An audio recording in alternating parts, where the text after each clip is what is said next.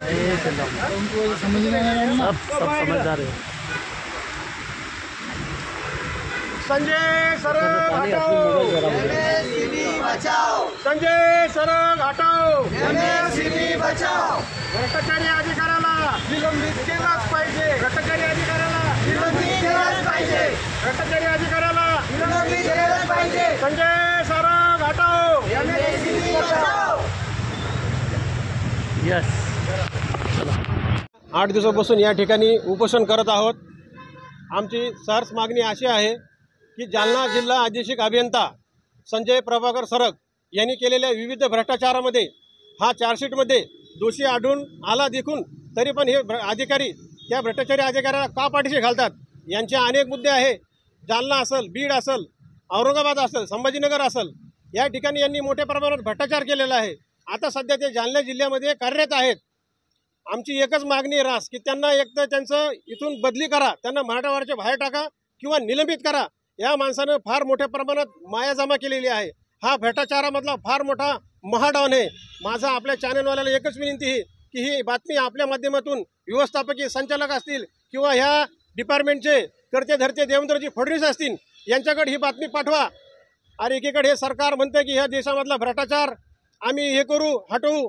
भ्रष्टाचाराला आळा घालणारं कोणी आहे का नाही याच्यामध्ये? आज गेल्या 8 दिवसापासून आम्ही या ठिकाणी बसलेलो आहोत। आमचा लेकरं बारं परिवार सोडून अशा ह्या मनोरुग्ण अशा ह्या भ्रष्टाचारी अधिकाऱ्याला इथून हटवा, नसता आम्हाला येणाऱ्या काही दिवसामध्ये मोठ्या प्रमाणात आंदोलन छेडावं लागेल। कधीपासून तुम्ही पाठपुरावा या सगळ्या घटनेचा करताय? मी गेल्या 1 वर्षापासून ह्या प्रकारचा पाठपुरावा करतोय। याच्यामध्ये साहेब 10 प्रकारच्या चार्जशीट आहेत त्यांच्यावर। संभाजीनगरची 1, बीडच्या 6, 7 आणि जालन्यातल्या 2 अशा 10 प्रकारच्या चार्जशीट असूनही व्यवस्थापकीय संचालक त्यांना का पाठीशी घालतात, हा माझा सर्वात मोठा प्रश्न आहे।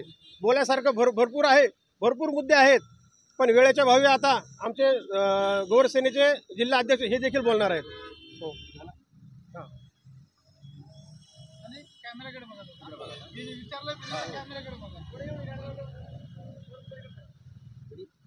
काय सांगाल? तुम्ही वारंवार मागणी केली, निवेदन दिले, मात्र तुमच्यावर उपोषणाची वेळ आलेली आहे। नक्ष इलेक्ट्रिकल ही एक बोगस एजन्सी आहे। सुबे अंतर्गत जे कामे वाटप करतात ते लॉटरी पद्धतीनं ड्रॉ सिस्टीम आणि ऑन कॅमेरा याद्वारे सुबे अंतर्गत कामे वाटप करतात। परंतु मागच्या काही वर्षामध्ये एक बोगस एजन्सीला या महावितरण कंपनीने म्हणजे जो बी त्यावेळेस अधीक्षक अभियंता असेल त्यांनी त्याला बोगस वर्क ऑर्डर दिलेली आहे, त्याला बोगस कामे वाटप केलेली आहेत। त्यानंतर ते एजन्सी ओनर जे आहेत त्याच्याकडे कुठलाही डिप्लोमा नाही आहे, डिग्री नाही आहे, असे 1.5 कोटीचे वर्क ऑर्डर त्याला दिलेलं आहे।